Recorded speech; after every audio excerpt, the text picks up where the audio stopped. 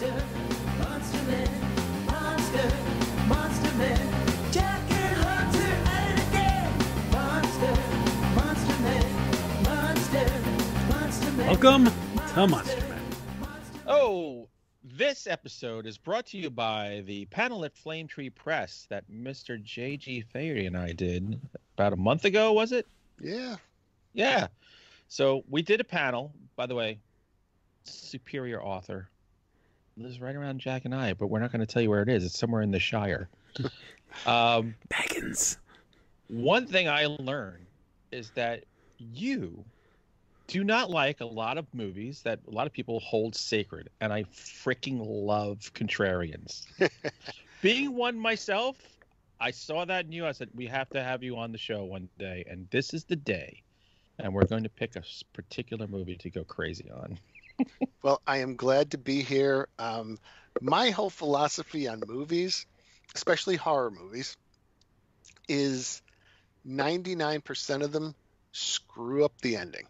Okay. You know, I can deal with a little bit of continuity problem during the course of the movie. You know, his shirt is red in this scene, and then in the next scene it's blue, or the collar is turned or something. But when you have dumb plot holes, or when the whole movie is great and then the last 2 minutes just make you go, what the hell were you doing? That drives me nuts. And it ruins the movie for me. I agree, because a lot of times I will forgive a movie that was bad for like an hour and 20 minutes if they stick the landing. Yeah. Mm-hmm. They're like, oh, all right, I get it. That's awesome. Well, it's like that Dracula miniseries they put on Netflix. The first two were good, and then the third one was bad. And if they had flipped it and the first one was bad, the last two were good, I'd be recommending that to everybody. Honestly, I do recommend it to everybody because as unexpected as that ending was, and I'm not going to say what it was because people might not have seen it, I liked it simply for the fact that it was not only unexpected, it was what no other Dracula movie had ever done. Mm-hmm. Now, if they were to continue based on that ending and do more episodes, I think it would have sucked balls. But for me, it was like, holy shit, you know, this is like, they're pretty cool. You know, at first I was like, I don't know, but then I was like, it's pretty cool. Now I'm conflicted because I never watched this show because you told me, Jack. Here's the last thing. Episode was terrible. What they did in the ending of the last show actually didn't bother me as much as the structure of the show, because they introduced new characters and went on tangents that just I felt were like either boring or irrelevant or just not interesting. And so with all the weird stuff that they did, that was fine. You know, it was just, I was like, wait, after two of these things, so it just left a bad taste in my mouth. But I would suggest watching it. They pulled an Army of Darkness. If you think of that trilogy and how they're all good, but one doesn't fit, that's what they did. True. There's a lot of people who love Army of Darkness more than the other two. And I'll tell you, along the lines of them all the time. I love all three. Oh yeah, me too. Along those lines, I just watched, and Shudder just dropped a documentary about the Exorcist. That's basically an hour and a half of William Friedkin talking about the movie. So it's a little long for what it is, but I was working on some stuff and had it on. So it was a really good thing to have. I was paying attention, but you don't have to sit there with your undivided attention. When I learned a lot, and he was very interesting. But when he got to the ending, he has some problems with that ending, and he talked about it with Blatty, and Blatty wanted it one way and he wanted another, and he's still not quite happy with like one little thing about the ending, and says it doesn't make sense and whatever. And I'm going, wow. This guy's made what many consider the best horror movie of all time, and he's not even thrilled with his own ending. Yeah. That's the way it goes. I mean, look, you know, if you look at your own books, you'd be like, oh, I could have done this differently. Like, there's no book where you're like, yeah, that was perfect. You can pick this apart forever. Well, I would disagree. And I'm not talking about other people's books. This is why you're on the show, because of this craze. I would disagree. No, my problem with my books has always been the middle, not the ending. Because I write the first page or two, and then I don't go any further than that unless I have an ending that makes sense. might not be something that people enjoy. You know, the wrong person for them might die or something like that, but it makes perfect sense. And I do this because I am such a stickler in movies and books about endings, but I get bogged down sometimes in the middle and lose my way a little bit. Right. Yeah, well, that's part of the joy. I don't think I've ever written an ending that I planned. One time, because it was a ghostwriting job, so you had to do it that way. But all of my endings are just as shocking to me as they are to the person reading it, because I'm like, I didn't even see that coming. But what I do is I always save the last like 10,000 words to a novel to write in one day. And it's a frantic, like when I'm done, I'm popping Klonopin and drinking beer to come down from it. I'm like so revved up and keyed up. And it works for me because it's always like one book I wrote 5 different endings ahead of time, like middle way. I said, well, here are the 5 different ways it could end. And then I did my 10,000 word rush. And I'm like, well, that wasn't the ending I had planned at all. But that makes the most sense right now because I'm like so immersed in it at that point. I'm flowing. It's weird, but God bless you. I don't think I've ever in my life written 10,000 words in a day. It's a great feeling. I think my most was 15,000 in a day. And I was a jittery, blind mess when I was done. I was like, I'm not doing that again. Well, the movie we're talking about tonight is It Follows. Now, this movie, when it came out, like several movies over the past few years, was one of those ones that was immediately polarizing. Because I can tell you, we both liked it. Hunter immediately put it on like the top shelf of his all-time movies. Mm-hmm. A friend of ours who actually did the Monster Men logo for us, I bet he always like emails us after shows and stuff like that to hit with his thoughts. He'll be emailing after this. Yeah, he hated it. And he's like, that movie sucked, whatever. We're like, what? What are you talking about? So I still love Jerry, and I think this is a good thing. We should expand this to the rest of the world. Jerry hates the movie I love more than just about anything else in movie world, and I loved him enough to put him in a book. And I love him as a person and a friend. We should learn to do this more often. So I will willingly, I go into this gunfight knowing that there's a whole side of horror fans that they agree with you, JG. But I'll tell you right now, I like this movie. I don't think I love it as much as he does, but he's an extreme person anyway. He's the Howard Stern. He's got to either love it or totally hate it. This is very true. It's my second favorite horror movie of all time. Ooh. It's the Thing and It Follows, and there's a Carpenter thread through the both of them that I don't know. It just hits my pineal gland and I get all excited. And to me, well, look, we'll pick this movie apart, and I know that this movie divides people because what I hear from most people, it's stupid, it's boring, but I know you're going to bring more than that. So I want to. You might change my mind if this happens. I don't know what's going to happen to me. It's stupid, it's boring, and it's annoying. There, I'm done. Son of a bitch.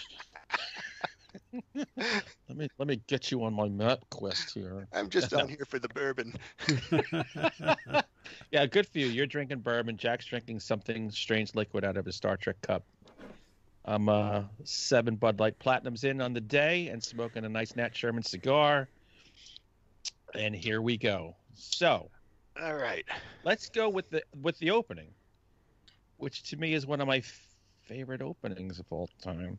The opening where the girl's on the running away? Yes. Okay. The very Carpenter-esque neighborhood looking. On purpose, where he used the same lens that Carpenter used to shoot that neighborhood. I like the opening. I won't disagree with you there. Oh, all right. I think, and I'll be honest, when I saw the movie, the opening and even the first couple of scenes really started to draw me in. And that is a very good opening scene. It's done well. My only problem with it, and this comes much later now, before we go any further, I do need to ask one question. Mm-hmm. Are we talking like everybody in the world has seen this movie, so we don't care about spoilers? We're going to have to, yeah. This is spoiler. Okay. If you have not seen It Follows, go watch it and then listen to this because this. Or don't watch it. If you go with JG. Yeah, no, this is a full spoiler. So, my question is, and this you don't think about this question until much later in the movie. We never know who she had sex with. Was it that guy Hugh who becomes one of the main characters in the movie? And is that why the curse reverts to him? Or is she just a rando and setting the tone of the movie, but we don't really care after that? Like, she's the girl in Jaws that gets eaten in the first scene, but nobody even knows who she is. Right. And I always assume that she You mean was Chrissy somebody Watkins? I always assumed she slept with the dude who slept with Micah Monroe, and then it went back to him, which is why he's kind of so squirrely and tells her the rules. Okay, so then automatically the whole movie doesn't make sense. Oh, hold on. I heard a theory. I recently heard a podcast about this movie where somebody said, we don't know if that's somebody who is after this. We don't know where this woman was in the timeline, but okay, we can go on the. That's true. Yeah, and if you say that, again, she's random and has nothing to do with the main characters of the movie, and she's a tone setter, then I don't have a problem with it. But if she had sex with Hugh and gave him the curse, and then she dies, so the curse goes back to him, then who is she? Because whoever Hugh had sex with told him the whole process of the curse and explained it to him. And that's why he was able to explain it to Micah Monroe. So, but if she's just some young chick, how did she know all this to begin with? Or Who figured all of this out? there could be more, like, well, this is all about social diseases. This just could be another thing is following her. So she's another line of sexual possession. I would also take it as if she, what's the guy's name? Hugh? Hugh. Mm-hmm. Hugh probably had to do this several times, and then the girl doesn't last long, so he's got to sleep with another girl. So when he does Micah Monroe, it's like, I got to make sure she really knows this, because the last girl, I just kind of like, look out for that thing, it's trying to get you, and drove off. And he was like, no, I really have to think this out next time.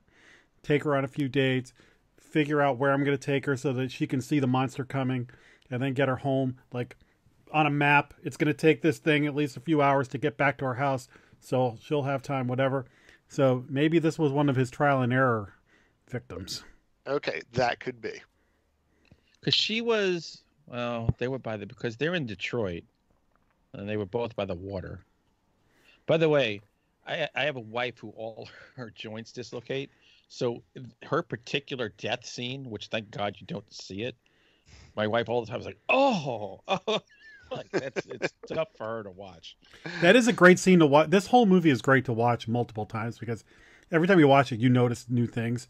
And the first time I watched it, I didn't notice like how she's dressed. You know, yeah, she's not dressed to go running about. Well, Yeah. no, she's dressed to be attractive. yeah, In fact, I think she's dressed like she just got laid the night before. yeah. I mean, really, it seemed like she just came home, she did the walk of shame, and there's Right. already something after her. Or maybe she was trying to find somebody to have sex with to get it off of her. True. Yeah, like Micah or Jay, let's call her Jay, went swimming out to that boat of party dudes. But you know, We'll get to that. What did you think? I want to ask you the thing that grabbed me most in the very beginning was the set, like you're jumping right into something and you don't know what it is, and I love that aspect of it. The music got me. I mean, so much that I write to that music constantly since that movie came out. What do you think of the score to that movie? I enjoyed it. I mean, it's not the kind of thing, for me anyway, that sticks with you the way some of John Carpenter's music sticks with you. Like, you hear the first 6 notes and you know which movie that is or anything. But I think they did a good job in using the music to reinforce the tone and the vibe of the movie without it overwhelming things. You know, it's good in that it supports the whole scene of the movie each time it's used. Right. All right. See, we agree. Yeah, I mean, I'm honest with This you. will be the end. Visually, I enjoyed the movie. I hadn't thought about soundtrack, but when you mentioned the music, yeah, I think that was fine.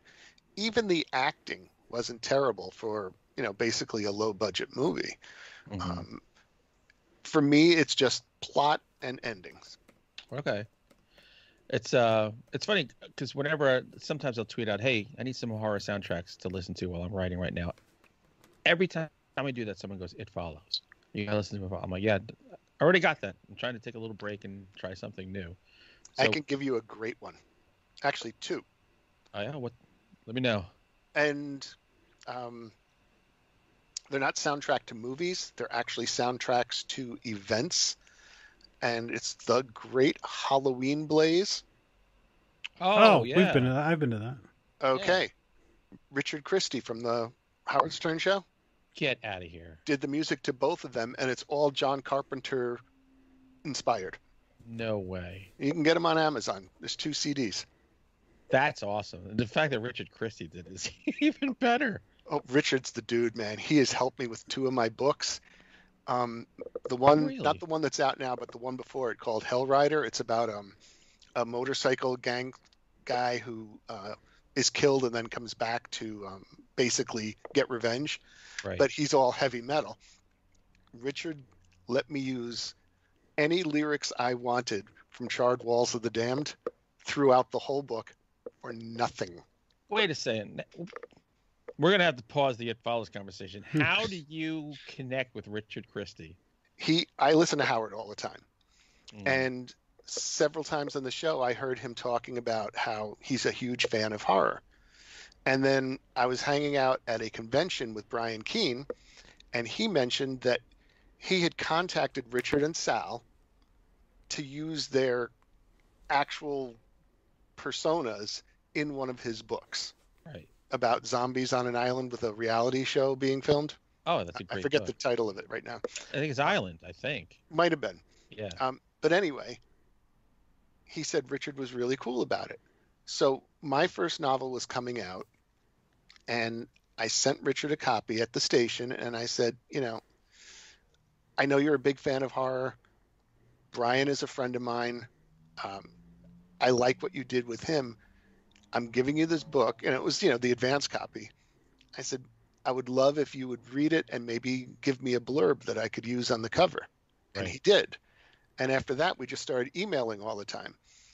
And when it came time to do HELLRIDER, and I interviewed him once for the Horror Writers Association newsletter, all about how heavy metal and horror go together so well and all this stuff. Mhm. So when HELLRIDER came out, I emailed him. I'm like, would you be willing to let me use a couple of lyrics from one of your songs?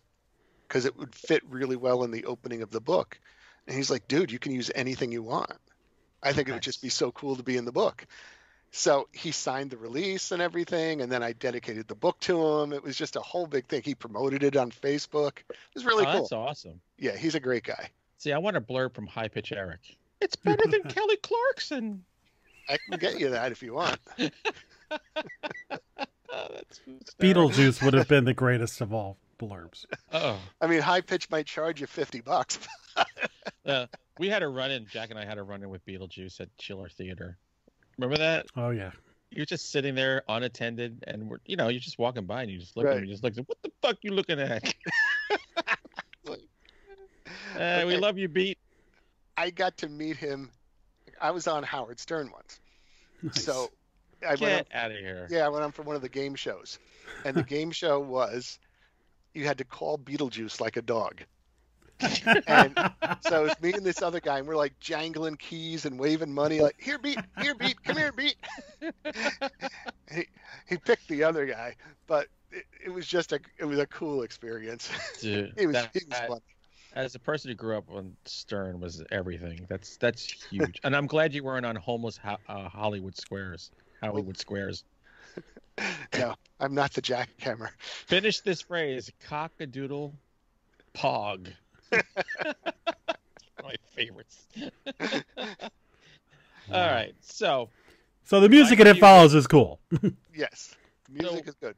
And you said the acting's okay, which no, I will say I normally don't like that kind of like mumbly. I'm not a big mumblecore. People, there's like these movies where people seem to speak and move through molasses, and they do. But for some reason, this time around, I really liked it. So, what's a big sticking point for you in this movie where you're like, all right, you lost me? Like, what point did it go off the tracks for you? Let's start with something really basic then. The whole premise of the movie doesn't make sense. And I'm not talking about there being a curse. I'm talking about how the curse works. So someone is cursed. You have sex with them, and now you're cursed. Right. And this curse is going to follow you until you're killed. Or you have sex with somebody else. Exactly. But the purpose of the curse, I mean, the creature, the monster, whatever you want to call it, the being that is the curse, it wants to kill you. It's not just following, like they call it follows, but that's what is happening. It wants to kill you. First of all, why? Secondly, all right, so let's say you're cursed and it kills you. Now the curse reverts to the person who gave it to you. It kills them. Then the curse reverts. It kills them. So does this just keep going back and back in time until at some point nobody had sex with a cursed person? I mean, well, I look at it like AIDS. So it's coming for you, and if you can't afford the cocktail, it's going to kill you, and it might kill the person who gave it to you, and so on and so on and so on. Like that's the way I look at it. But in that case, what should happen is, because you're saying it works like a virus or a bacteria. Viruses and bacteria, they want to propagate and continue to live. Well, in this way, the curse is almost trying to kill itself. What it should do is, after it infects somebody, that person should infect, so that the curse should be expanding, so that multiple people are cursed, and then they spread the curse to other people. See, all right.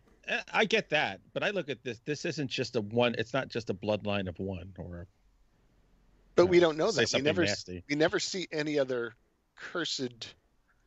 No. But what if the curse was made by somebody who had a purpose? Like they were one of these people that makes, like, you know, those Halloween attractions that were made by like super conservative Christian groups that have like abortion scenes and other stuff.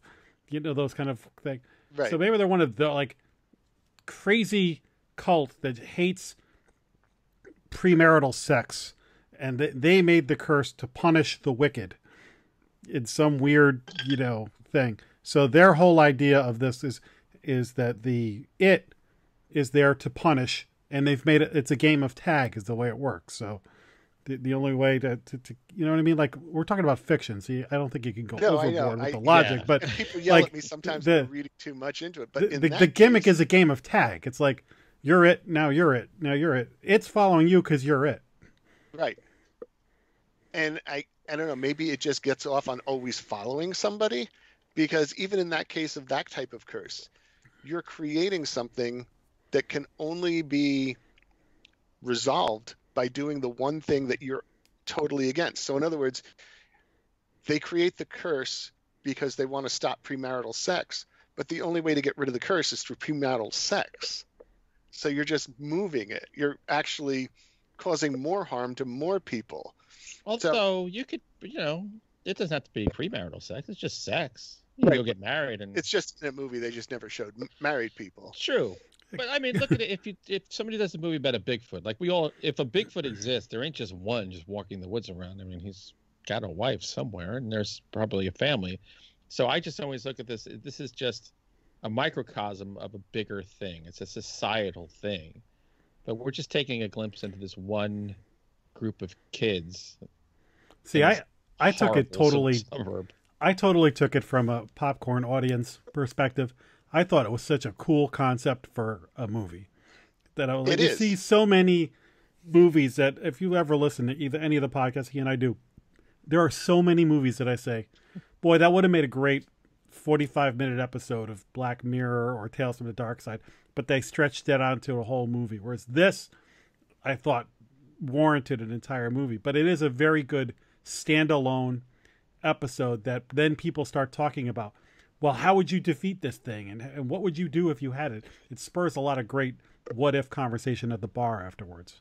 And I agree with that. And I think they could have, and this is where movie writing tends to piss me off, they could have fixed this giant plot hole very easily, because obviously somebody told Hugh all about this creature and how long it takes to follow somebody and what it can do and what it can't do and how to kill it and how it can't be killed and all these.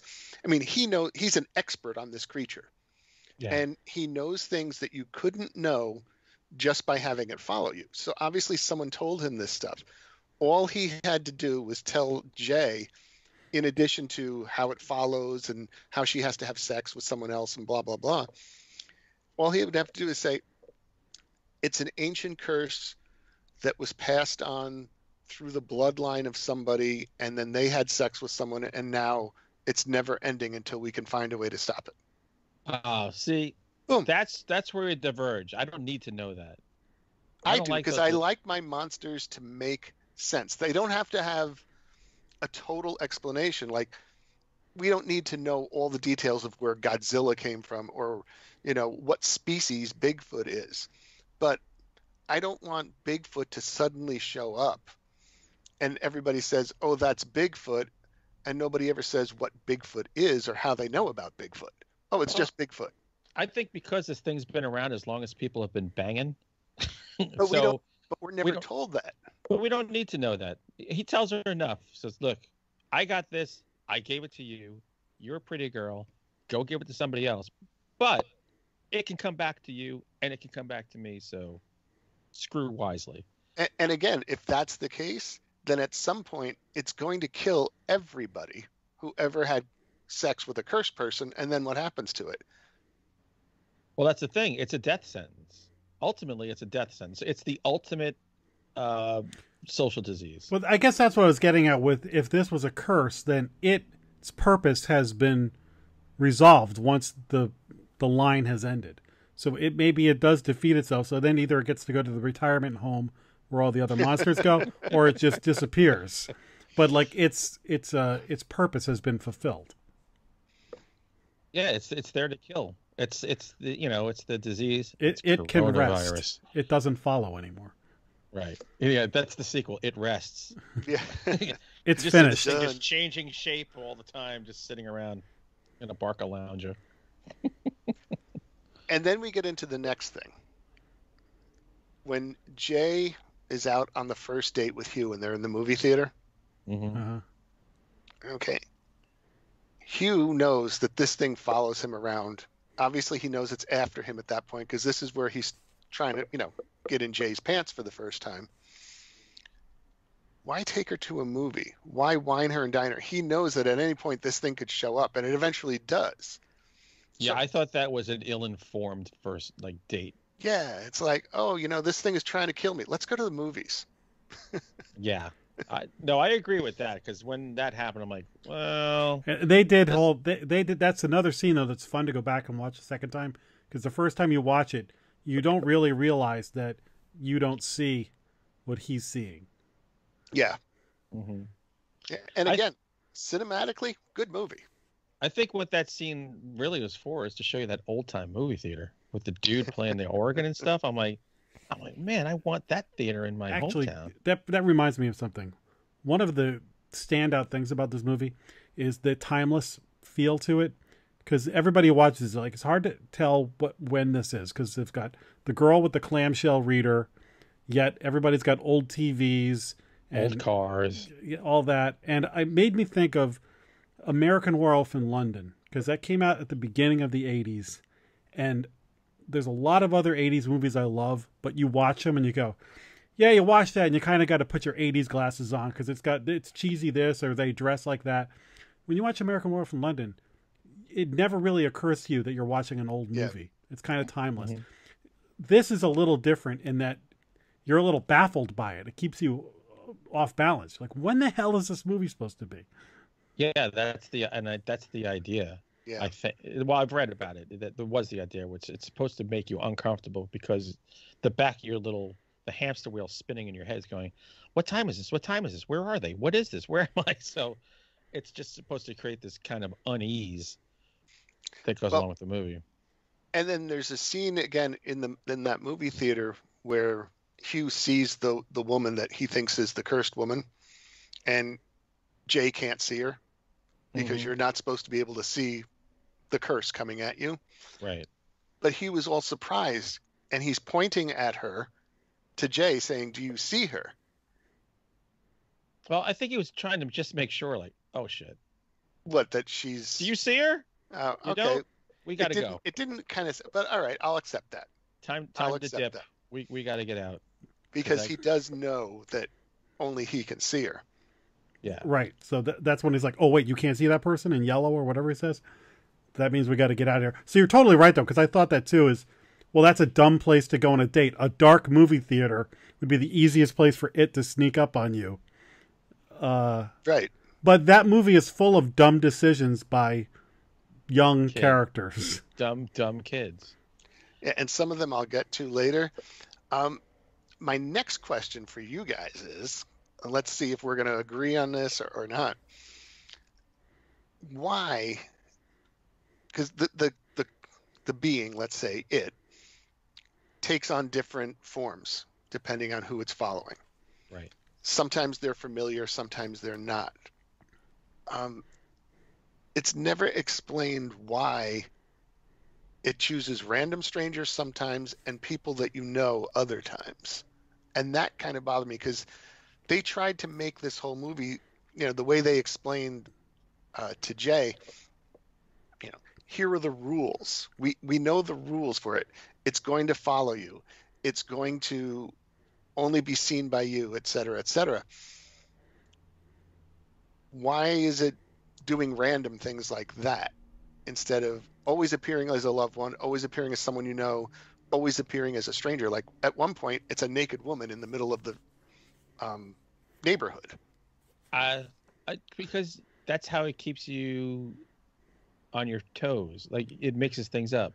It's messing what with I mean? you. So you just never. Yeah, it's a mind f. Because at one point it's her father, who I think is yeah, dead. Right. It's her father. Yeah. Naked father. Yeah, there's man peeing in this too, with a dude standing on the roof. But I like the idea of you don't know what it is. So if it's someone that's familiar, you're always going to look out for someone familiar. Although just look out for the weird looking person who's probably naked or half naked, and you'll figure it out. If they're peeing on your kitchen floor, that Maybe might be a monster. It's assuming you familiars, and maybe it's assuming former victims. I mean, who knows? But I like the not knowing. I don't want to always know everything. We're different that way. So, well, no, because I don't mind some unknown stuff, but if you're going to set rules for the creature, the rules should be followed throughout the whole movie and not change. And then leads me to my next point. Hugh and Jay have sex. So now she's cursed and he explains the curse to her. Then they're out and they see the naked woman. But now it's Jay that's cursed, not Hugh. But Right. but Hugh sees the naked He woman. sees that. You know what? I never thought of that. Well, I thought after you pass it, you can still see it. But they said only the person who's cursed can see it. He tells her that. Because later, when they confront him, to Hugh, yeah, he's like, "Do you see that person? Do you see that person?" So I always assume that once you're cursed, you can also see it, even if it's not coming for you. Because he seems to see it the whole right. time. Because he was concerned that he could still see it when they were sitting in the yard outside his house and drinking juice boxes, or whatever. And he was like, "You see that?" And it was just some girl walking by. So maybe you still can see it if you're still kind of tethered to the curse. I always just assumed he could see it because he was in the club now. Oh, and what a special club! Interesting. Yeah. So there we go. Who knows? All right. So next point. This thing is walking, but apparently it walks fairly fast because it keeps catching up to people. Yes. And now trying to remember the guy's name. Oh, it's my own name, Greg. Greg is the one that Jay sleeps with. Right. Okay. Okay. The dirty Johnny Depp wannabe kid. He ends up in the hospital for 3 days. All the other times, the creature catches up with whoever it is in 1 day. They're still in the same town. Why does it take 3 days to get to the hospital? Wait, are you talking like the kid from across the street? Yes. Who she sleeps with? She sleeps with him in the hospital. I always wondered was she able to stay in that hospital, and it didn't get her. Like the absolute terror she must have been feeling. So there's a couple of things here. They go to a lake that's like several hours away from where they live. She gets in a car accident.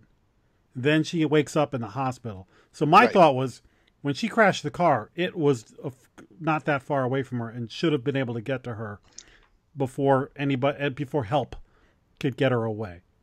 But she wakes up in the hospital. So, and I had to think about this. And I actually watched a YouTube video once about how to beat it. And it was all about, you need to work this far away. If it walks this far and your commute was this every day and you stayed till it got to your house, then you leave. It would take 12 hours for it to get here. And it was, somebody had thought through it. But it got me thinking this time when I watched it, if that lake was 8 hours away and they drove her to a hospital that was near her house, it would take a long time for it. I don't know, about 3 days to get from down there, but it would buy her some time. Right. But yes, I also wondered about, sometimes the timing is convenient. Right, because in the beginning of the movie, when she's tied to the chair and he's explaining everything to her, the creature finds her in like an hour. Yeah. Well, again, it's when you're talking about the form it takes, I like the randomness of it. So it's like, when can I take a breath? And just when you think you're good, here comes some new thing pissing on itself in your kitchen. So I like that kind of like randomness. Maybe it's like the randomness of when a genital wart pops up on your nethers. I don't, who knows? Yeah. I mean, and granted, if you look at the movie as a sexually transmitted disease, which obviously that was the underlying, theme of the whole thing, then you could say, oh, well, some people have sex and don't catch it. Some people have sex right away and catch it or get pregnant or whatever it might be. Right. I get that. But, I just think that it was sloppy writing more than anything else. And they didn't pay attention to some of this stuff because later on, it only takes it a few hours to get from one town to another town. And it just wasn't consistent. To me, that goes back to the whole, I'm wearing a blue shirt in this scene, and then the next scene, the shirt's red. It's sloppy editing, sloppy writing, whatever it might be. I wonder if the form it takes determines the pace it goes. So if it's an old man, it walks slower than a young woman. Yeah, maybe that's the case. Maybe that's why when it comes for them at the beach, it's young. It's actually her friend. Right. Looks like her friend who's young and probably a little bit faster, and then becomes a little boy.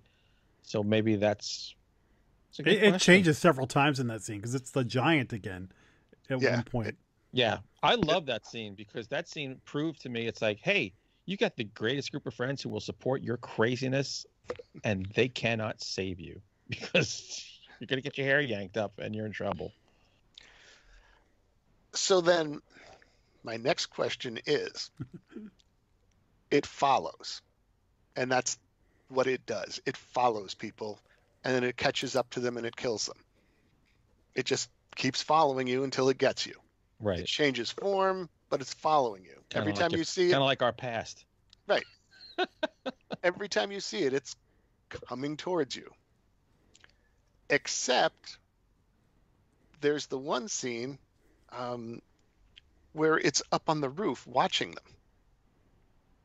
Yeah, I wonder if did they just make it out in the nick of time where he was about to go in through her window and get her? He's up there just watching them. It's when he's the naked man, or it's the naked man. Yeah, because they had just gotten out to take off. So, and that was after she's spending a lot of time in her room with her sister and her friend. Right. Like maybe it was like that was a narrow. I look at it that way. There's actually a second moment in the end when they're in the pool.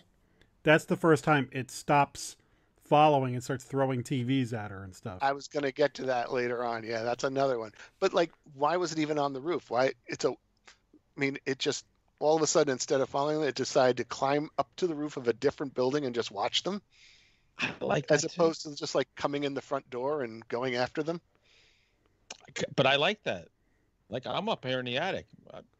Something crawling in the window. Was right it now. on somebody else's house or her house? It was in the building across the street, wasn't it? I think it was her house, though, because if they were backing out. That's right. Yes, they were leaving the house when they saw it. Yeah. And that's where she had been holed up for X amount of time, long enough for like the bread to go. My movie fan justified that as to get that cool shot of a naked guy on a roof. You have to say he was trying to get in through the window because that's one of the coolest shots in the movie. So that I'll allow it. You're lucky, kid. Glad you're in that car. And is that her dad? Is that the form when he? I don't think that's her dad. I think her dad's in the pool. It was just some random man. Just dude.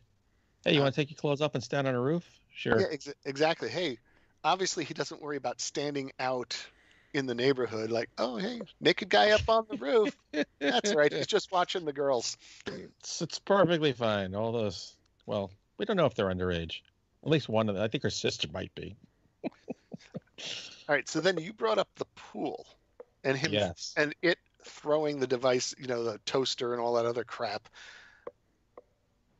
And again, one of my points was going to be, why does it suddenly decide to start throwing stuff out of nowhere? It never did that before. But secondly, whose bright idea was it to put Jay in a pool and then lure the monster into the pool and then electrocute them both? I mean, were they thinking they can get her out while the creature just stands in there? Yeah, the idea was she would swim because she likes being in the pool, so she's probably a good swimmer, and she'd get out and they would electrocute it. But Jack, you explained this when this first came out. You had the perfect explanation for this scene. And actually the director or whatever has reinforced it. They are kids, and it's a dumb plan that kids would come up with.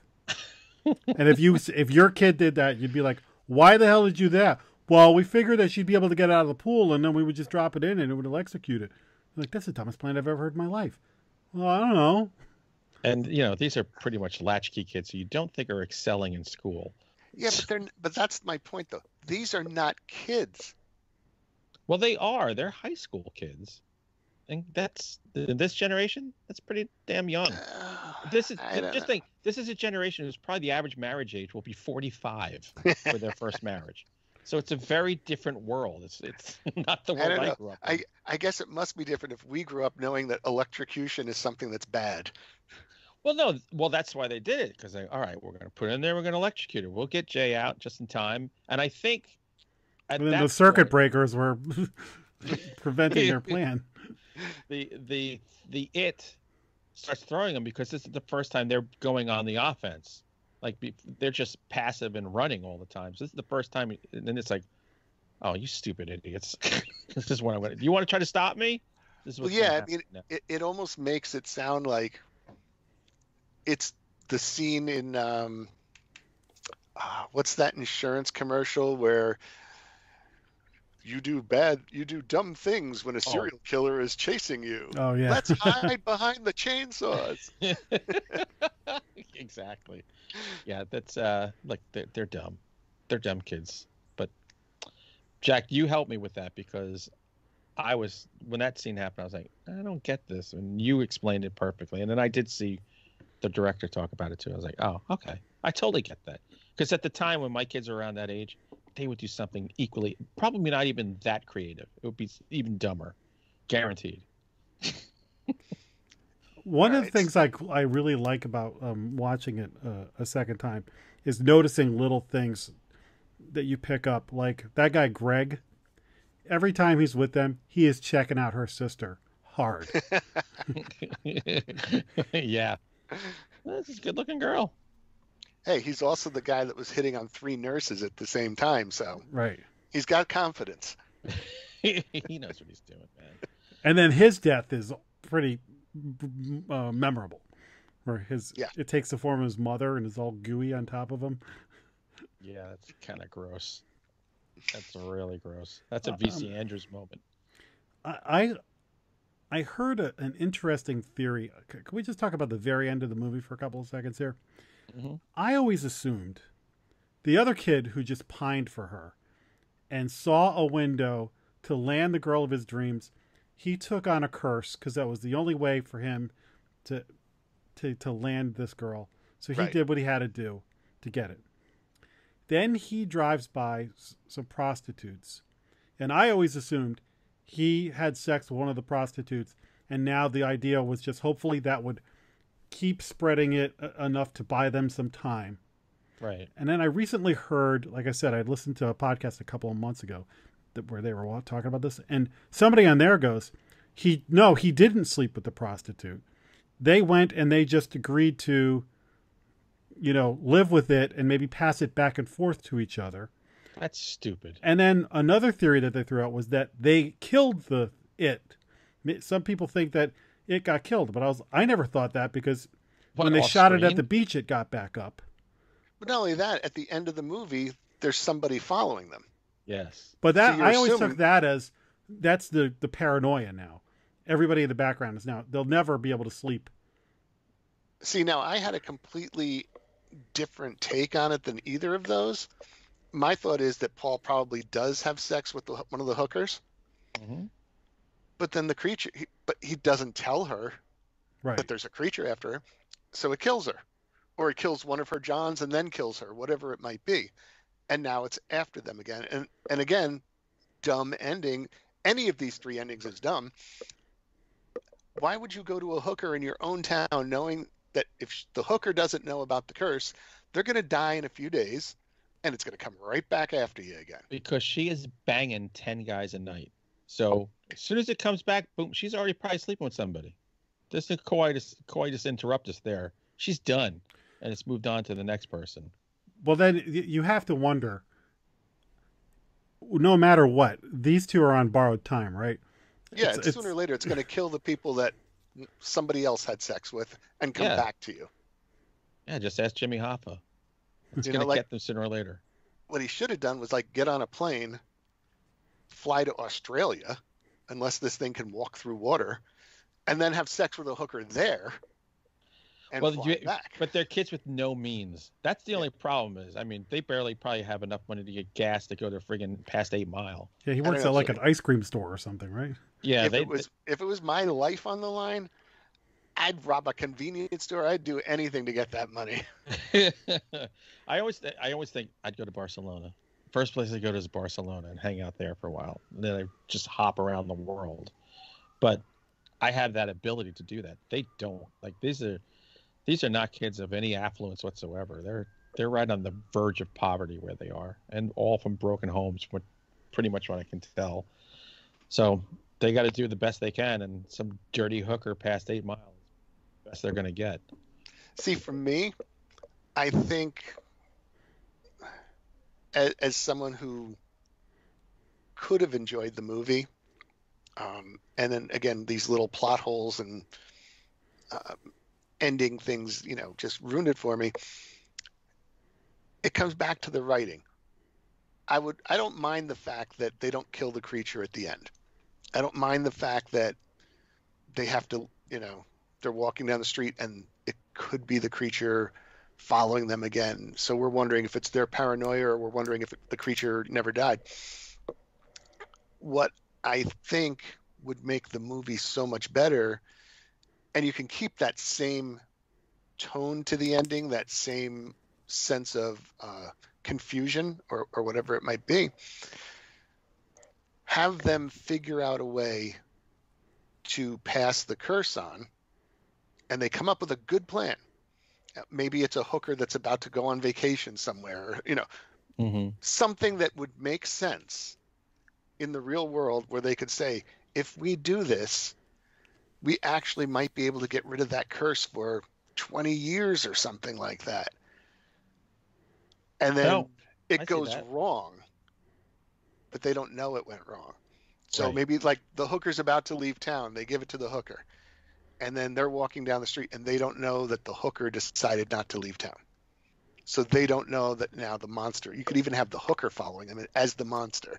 I mean, there's so many ways with just a few tiny little tweaks of good writing or good editing, where you take the movie basically from, for me, a 6.5 or a 7 to a 9 or a 10. See, and that's more, to me, that's more of a Hollywood ending, like a more of a mainstream ending where we've got an explanation. Oh, here's what's going to happen. As opposed to, I think that would take away from you'd have to shift the tone of the whole movie if you're going to have that ending, because this is a movie of some ambiguity. So I kind of like that, I don't know. But also, I had an answer when I watched the movie. I said, oh, necrophilia. One of them has to have sex with a corpse. The thing can't kill a corpse. It's already dead. So maybe you're all right. Or an animal. What kind of animal? I'd go for a red-faced panda. I like those. I would go something that has a lot of sex, like maybe a rabbit or A monkey. I would go with an octopus, so they would go into the ocean and the thing couldn't really follow it. there Exactly. you go. Good luck. Here's another, speaking of ambiguity, another question is, I always assume that when Jay sees the guys on the boat and she swims out to them, I always assume that she had sex with them. That might buy her a little time. So she essentially is killing those guys to buy her time. But they never really tell us whether she does or not. And one of the great things about this movie, I don't think She didn't. That's why she slept with her friend, with Paul. right. She and it was actually the guys. Didn't the guys like turn her down or something like that? Well, we don't know. all we see is her swim out. Yeah. Right. So we don't know. I think she changed her mind, saying I can't, because she's not a dirtbag. Right. She's not a murderer. So that Right. that leaves it open to did her buddy there sleep with the prostitute, or was that the same thing? He thought about it, but then was like, no, we can't do that. Nah, he did. Trust me. Because he loves her and he's doing it to save her. Because if he gets killed, she dies. Right. So he's got a greater cause than even she does. She's just trying to save herself. He's trying to save both of them. By the way, that kid, Keir Gilchrist, do you ever see United States of Tara? No. He No. was Moosh in that. And every time I watch that, I'm like, oh my God, it's Moosh.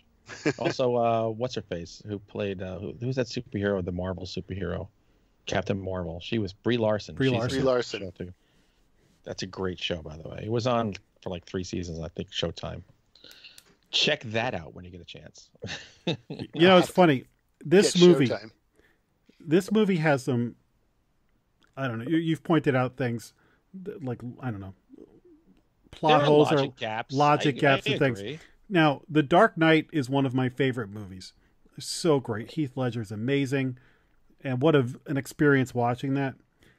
But if you sit down and think about what happens in that movie, it's like, in order for the Joker's plans to work, so many things have to happen right and have to be, he has got to predict everything, and something's got to be in the right place here. And if that guy turned left instead of right, this whole thing wouldn't have, it couldn't possibly happen in real life. Right. But it's like, you're not supposed to overthink it, I guess, because I it all, remember that movie, I was going, I don't even know what's going on in this movie. When's the Joker coming back on? but then if you watch, so for The Dark Knight, it's one of my favorite movies of all time. Dark Knight Rises, the holes are too big that you're like, nah, that had some good scenes in it, but it's really dumb. Like, when they do this, that doesn't make any sense. Why would they do that? Why does it take this long? They wouldn't let that happen.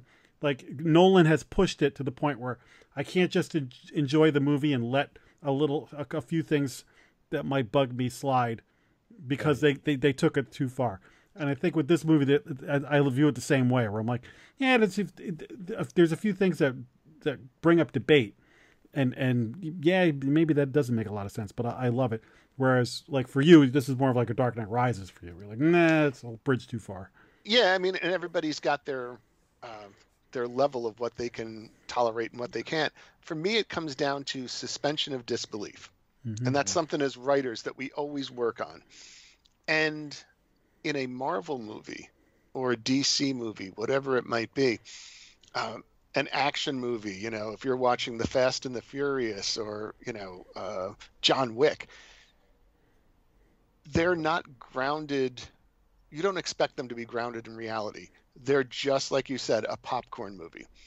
And you can get away with a lot more in terms of plot holes in those types of movies. For horror to work, at least for me, you have to have that suspension of disbelief from the beginning to the end.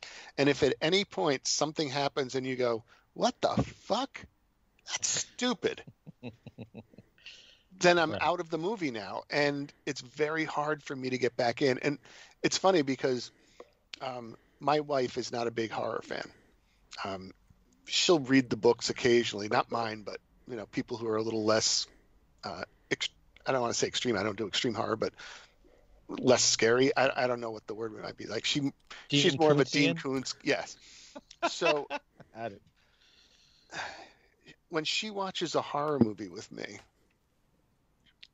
if she jumps or if she is enwrapped in the movie, I know it's really working well, because I will be the first person to admit, as a horror fan since before I could go to school, and as a horror writer and a movie fanatic and everything else, it takes a lot to scare me. Like I get scared maybe once every 3 or 4 years, if that.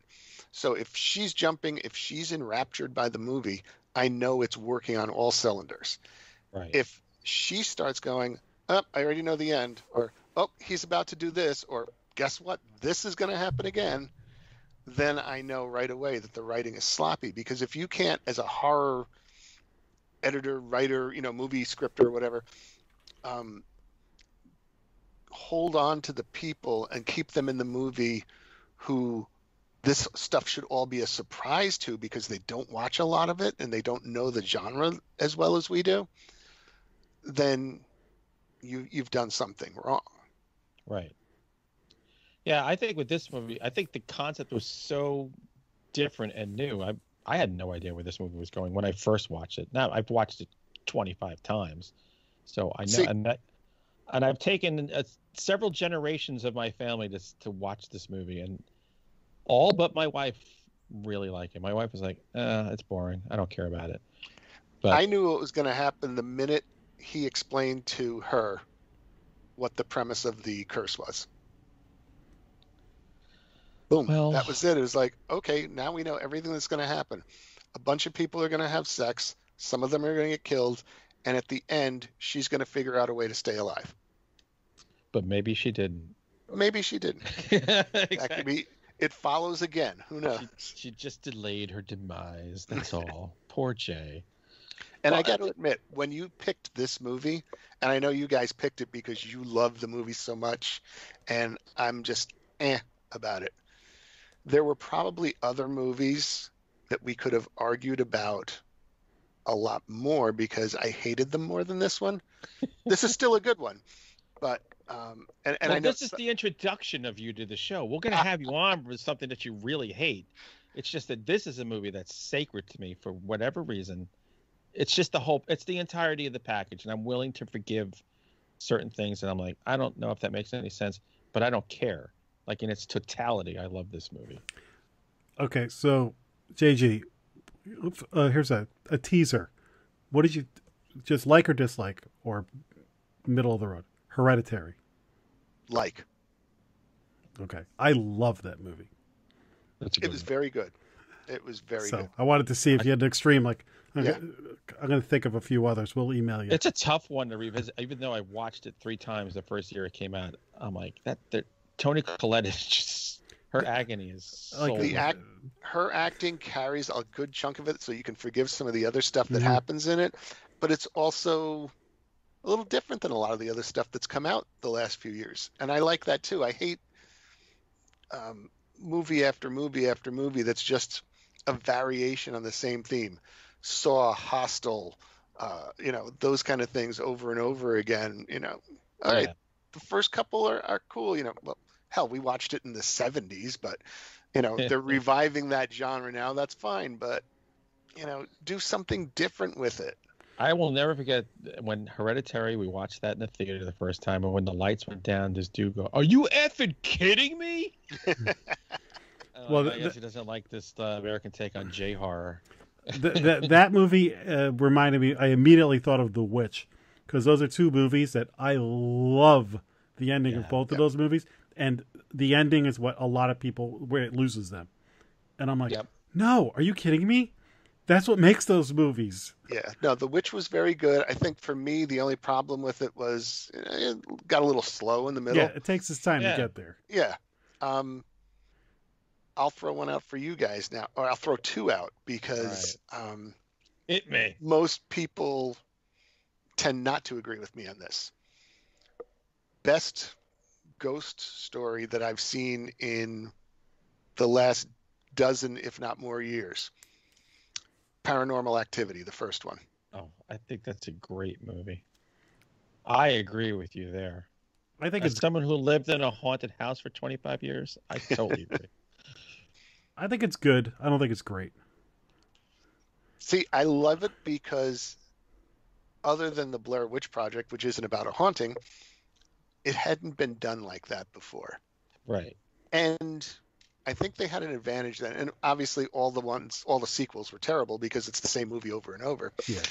Part 3 was good. Part 3 is good. Part 3 is good. With the video camera. It's okay. Yeah. I'm never going to buy you a drink. They had an advantage, though, with the first one in terms of when it came out that no movie coming out now could ever have again. The previews didn't give everything away. Yeah. Yeah. That's a huge part of what kills movies today, I think. Yeah, that's why we avoid them. Like a lot of times, like we have our show Final Guys that we do where we do movie reviews every week. And I'll say to my wife, yeah, we got to watch this movie for Final Guys. She goes, what's it about? I'm like, I don't know. She goes, what do you mean you don't know? I said, I haven't read about it. Jack, Jason, Tim told me the name. We're just going to rent it and watch it. Yeah, like, well, I only watch a preview. No. I only watch previews for comedies and superhero movies. That's it. Yeah, horror. It takes away all the suspense. Unless they do those previews where they're showing you stuff that isn't in the movie. Hereditary is the one that did the trailer right because they mislead you. See, now, I didn't watch the trailers. I still haven't seen the trailer. I heard an interview with the that's Ari Aster, right? Yeah. Yeah, I heard an interview and he goes, "Yeah, we had to market this movie as being about the daughter, so that when that was a great switcheroo. It worked. Whereas the Wreck shows the ending of the movie in the trailer. Yeah, that's ridiculous. And Wreck's a great movie. But yeah, I think what we have to do is we're going to have to confer, have a conference, have a huddle one day. Confer. And I want to find out like a movie or two that you absolutely hate. We're going to make sure they're or like, love. I want the one. I want the hate. You want to get something really, really controversial. Point, counterpoint. We need the counterpoint. So we're gonna figure out what that is, and then we're gonna come on and go crazy. Hey, I got one real quick for you. I don't want to do a show about it. What did you think of Mother? I haven't seen it. So this is a dividing line between that. Jack and myself. I haven't seen it. All right. Watch that movie. I would love to hear your thoughts on that one. I'll give you one before we go. Yeah. White Noise. The Michael Keaton movie? I don't even remember much about it. Yeah, it's I thought it was really good. It's one of the few movies that has sent a chill up my back. You know what? It didn't send a chill only because I listened to so much actual EVPs that freaked me out. But that was actually a pretty good and a good mainstream movie. Like usually they wreck it, but that's a good. Because I bring it up with people, and 9 out of 10 times they've never even heard of it. I've heard of it. I don't know if I actually saw it or not. I've seen so many damn movies. I remember when it came out. I may have saw part of it, but I may need to go back and it looks so mainstream to me that I think I dismissed it. If you like a slow burn suspense kind of thing, it's good. Yeah, it is. You should watch that again. It is good. What did you think of The Innkeepers? Never even heard of it. Oh, that's Ty West. That's movie. A Ty West haunted hotel movie. Hold on, let me write that one down. That's a definite slow burn, but I've showed that to horror people and normies. But I could see why people would not like it. That's one of those ones that people. There are two performances that are so good. It's just worth it just to watch them. What year did it come out? Ooh. 2012, maybe? Oh, so 10. old. Yeah. I missed it somehow. So, forget about movies now. What should people be reading? What's the latest thing from you that they should absolutely get? The latest and greatest is Sins of the Father. Boom. Boom. Lovecraft meets Frankenstein. Ooh. I love that cover is killer. I love that cover. Yeah, it takes place in Victorian era Innsmouth, and basically, the idea for me came as I was thinking. I'd love to do a Lovecraft book. I've done some short stories and stuff. I'd love to do a whole Lovecraft type of book, but I don't want to do the same old thing. I mean, that's from the day I got into this business, the people that I looked up to, like Tom Monteleone, Paul Wilson, they always kept telling me, when you get an idea, make sure no one's done it before, put your own twist on it, that kind of thing. Right. So that's what I was thinking. And I said, what if we took the whole Frankenstein mythos of, creating life from death, but Lovecraft wrote that story? What would it be like? There'd be very little dialogue. I'll tell you that much. And that's how I came up with the whole idea of basically creatures stalking the streets of Innsmouth. And it's a love story because this guy is trying to save the life of the woman he loves, and at the same time put an end to the creatures that are there. And in the process, he discovers that he sort of has a personal connection to them that he never knew. Nice. So it was a lot of fun to write, and a little bit of a departure for me because it's not, I don't want to say it's not as gory as some of the other stuff I do, because I don't do heavy gore, but I did focus a lot more on action and suspense in this one than actual things attacking and eating people, let's say. Yeah, if you want to stick to Lovecraft and Shelley, you got to tame down the gore. Yeah. Definitely. Yeah, I have that. That's actually on my Kindle, so I got to read that sucker. Yay, Kindle. I love mine. You know what? It's just when I moved last year, I had to get rid of so many books. I'm like, I gotta. As much as I'm not a big fan of reading on my Kindle, but I'm like, I gotta put more books on the Kindle. I can't do this book purge again in my life. I know. And you know what? For me, it was more than anything else, going on vacation. It was getting to be like, oh, we're going to the beach for a week and we're flying. So I need to pack 9 books in my suitcase. I don't have any room for clothes now. Yeah. It's funny you say that. If I'm traveling, I love my Kindle. If I go to a lake house for a week, I'll bring the Kindle, all that. But if I'm here, home, I read so much slower with the Kindle because I need the book by my dresser or my whatever, by the TV to just grab and bang out a little bit and put it back down. So it's like, depending on where I am, I love one or the other. Whatever you're comfortable with, Jack. We're just glad you're reading. Yes, absolutely. But I'll tell you what, I've gotten around that problem. As I used to be the same way. There'd be a book next to every chair, couch, bed in the house. In the bedroom upstairs is my Kindle. Mm-hmm. And next to my chair downstairs in the family room is my pad with the Kindle app. And then in my office is another Kindle. I mean, I've got shelves and shelves of books, but there's another Kindle here, and that's just for traveling. Right. And then, because, terrible eyesight, I've got a very big phone. So if I'm in the doctor's office or if I'm, waiting at the grocery store or something, I can read on there too. Nice. That's the way to do it. Thank God. We need more readers. The only physical books I read now are the ones people send me. Yeah, I could see that. But some books, I'm like, I have to have it. Every time I tell myself, all right, I'm not going to buy that book. I'm like, oh, I just bought that book. Why? But what I do now, that we have free lending libraries, and I leave them there. Yeah. So then I spread it out. Like It Follows. There's some books I have bought that I think, even though they're either people I've interviewed, if I get it signed by somebody, I might keep it, or if I just really, really love it. But some of them I think, you're right, because I've got 50 billion books in here. I need to start just giving it to somebody else who loves horror and be like, here, nobody ever gives a book back when you lend it to them. Right. So, No, it's never coming back. I got to tell you a story. I had a friend. This is going back several years. I had a friend who was a big Star Trek fan, and I'm a big Star Trek fan. Original series only. Exactly. Here we go, Jack. So, there was that whole line of Star Trek books coming out for years and years in like the 90s. mm-hmm. And every week or every month, whatever it was that one came out, I would get it and I would read it. And he started reading them. So he'd be like, oh, you got the new one? Yeah, I just finished it. Can you lend it to me? Because I got an hour bus ride in the morning to work. Sure, here you go. And about 6 or 7 books in, I'm like, dude, when are you going to give me those books back? He goes, you keep them? I go, of course I keep them. I bought them. What do you do with them? He goes, I leave them on the bus for the next person. Son of a bitch. Wow.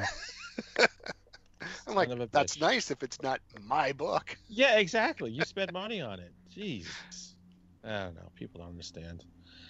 So where can people find you in the great World Wide Web that is out there? Yeah, I'm all over social media. So Facebook, Twitter, Instagram, it's the same thing, JG Faherty. So I'm easy to find on all of those. My website is jgfaherty.com. Look me up. I'm on there all the time because I work from home, so the computer's always on and dinging like, ooh. And I know I got to do this report, but somebody just posted a dog on Facebook. That's so true. So yeah, I'm always on all of these different things and hanging out. Awesome. Well, I'm telling y'all got to read this man's books and then get ready for an episode in 2021 where we're going to really tear some movie a new one. And in our comments below, if you're on Facebook, or YouTube, let us know what side of the fence you are with It Follows. That'd be fun to see what people think. Yeah, really. Absolutely. If you're on my side, I might give you things. If you're not, I take things from you in the night. All right, Jack. Take this out. Great to meet you, man. Thanks for coming on. Everybody, thanks for having me. All right. Everybody out there in podcast land, see you next time on Monster Men. Monster Men. Monster.